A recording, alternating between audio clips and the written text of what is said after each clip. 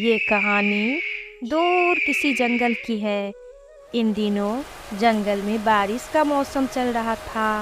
आसमान में गहरे बादल छाए हुए थे। टुनी चिड़िया डरी हुई एक पेड़ पर बैठी हुई थी, क्योंकि उसे भोजन की खोज करने भी जाना था। आसमान में गहरे बादल हैं, मैं जल्दी से जाती हूँ और जल्दी से अपना भोजन ढूंढ लूंगी। वापस घर आ जाऊंगी जल्दी। ऐसा सोचकर टुनी चिड़िया भोजन लेने कुछ दूर निकल जाती है। थोड़ी देर उड़ने के बाद उसे कुछ दाने एक पेड़ के पास पड़े मिल जाते हैं। वो जल्दी से जाकर वो गेहूं के दाने उठा लेती है। चिड़िया दाने लेकर लौटने ही वाली होती है कि बारिश शुरू हो जाती है। हे भगवान, बारिश तो बहुत तेज है। ऐसी तेज बारिश में तो घर वापस जाना बहुत मुश्किल होगा। अब मैं क्या करूँ, कहाँ जाऊँ? टुनी चिड़िया ऐसे सोच ही रही थी कि सामने एक पेड़ पर एक घर नजर आता है। फिर टुनी चिड़िया उस घर की तरफ चली जाती है। टुनी उस घर के दरवाजे पे दस्तक देती है। फिर बबली कबूतरी आकर दरवाजा खोलती है। वो घर बबली कबूतरी का था। बहन में पड़ोस वाले जंगल से यहाँ भोजन लेने आई थी और फिर जोरदार बारिश शुरू हो गई। बहन, जब तक बारिश नहीं रुकती आप मुझे अपने घर में पनाह दे दो। बारिश रुकते ही मैं चली जाऊंगी। बहन, मेरे पति भी भोजन लेने गए हैं, अभी तक नहीं लौटे। मैं भी उन्हें लेकर बहुत परेशान हूँ, पता नहीं कहाँ पर होंगे। मुझे बहुत चिंता हो रही है, आप अंदर आ जाइए। कबूतरी टुनी को अंदर ले आती है। बारिश जोरदार हो रही थी। जंगल में कोई भी पक्षी नजर नहीं आ रहा था। सब पक्षी अपने अपने घरों में छुपे बैठे थे। बहन, मैंने उन्हें कहा था कि मौसम खराब है, आप ना जाए भोजन लेने, परंतु उन्होंने मेरी एक ना सुनी। बबली बहन, आप चिंता ना करें। जैसे आपने मेरी मदद की है और मुझे बारिश से बचाया है, वैसे ही वो भी किसी पक्षी के घर पर रुक गए होंगे।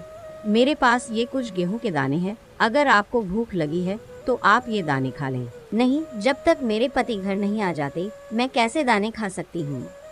पता नहीं कहाँ पर है वो। कबूतर भी तेज बारिश में उड़ता फिर रहा था। वो भोजन की खोज करते करते बहुत दूर निकल गया था।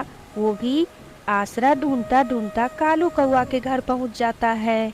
कबूतर, मैं तुम्हें थोड़ी देर अपने घर में रोकने के बदले तुम्हारा आधा भोजन लूंगा। देख लो, रुकना हो तो। ठीक है, बारिश बहुत तेज है, मैं तुम्हें अपना आधा भोजन दे दूंगा। आप मुझे थोड़ी देर यहाँ अपने घर पर रुकने दे। कालू बंटी कबूतर से आधा भोजन लेकर खा लेता है, जिसे खाने से उसका पेट तो भरा ही नहीं, क्योंकि कालू कौवा बहुत लालची था।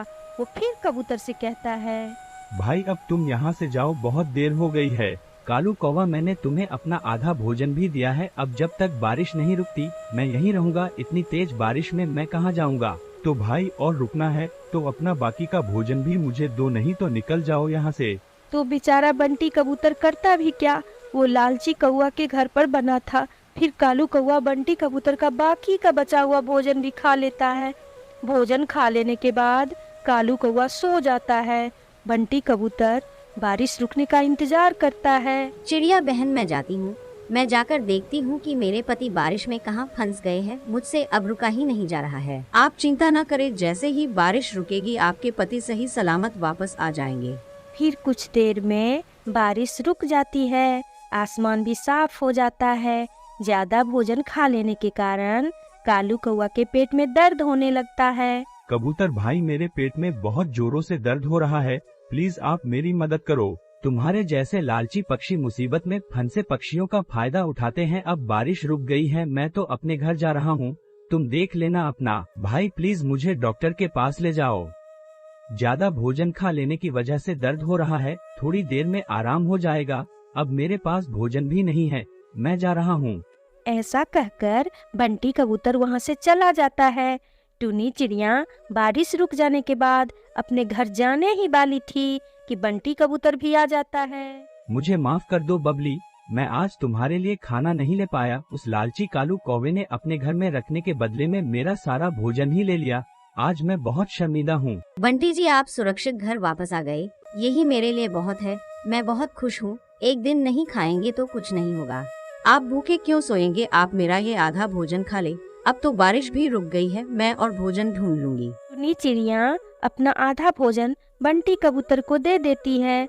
बारिश में पनाह देने के लिए धन्यवाद बोलकर वहाँ से चली जाती है। प्यारे दोस्तों, इस कहानी से यही सीख मिलती है कि हमें मुसीबत में पड़े हर शख्स की मदद करनी चाहिए, वो भी बिना लालच के।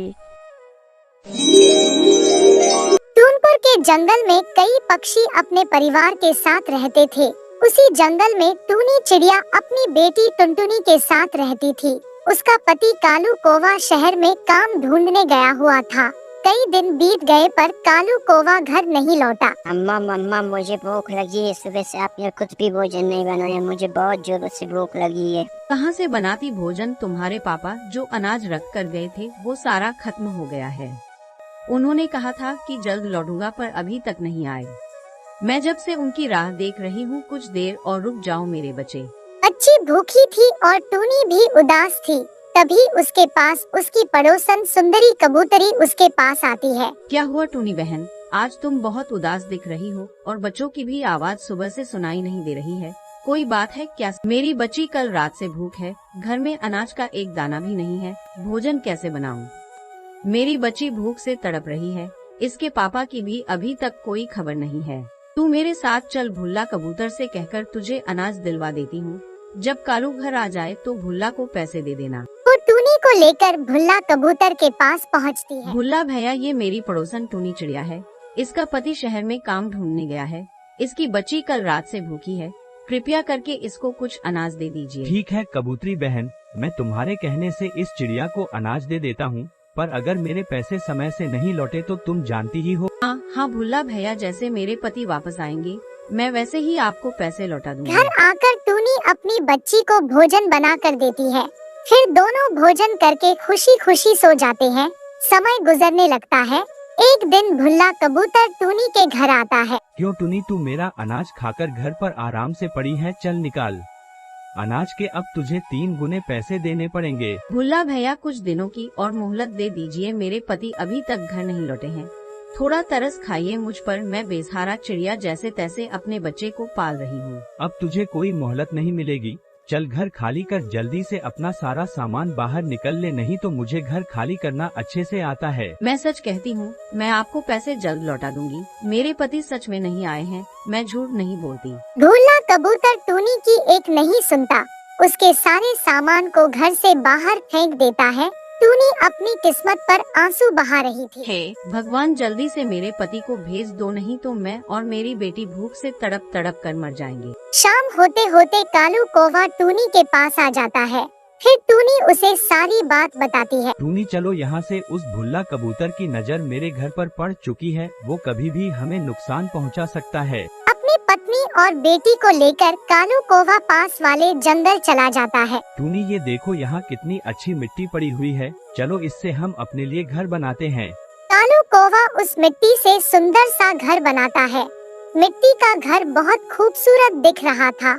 फिर वह सभी मिट्टी से बने घर में खुशी खुशी रहने लगते हैं।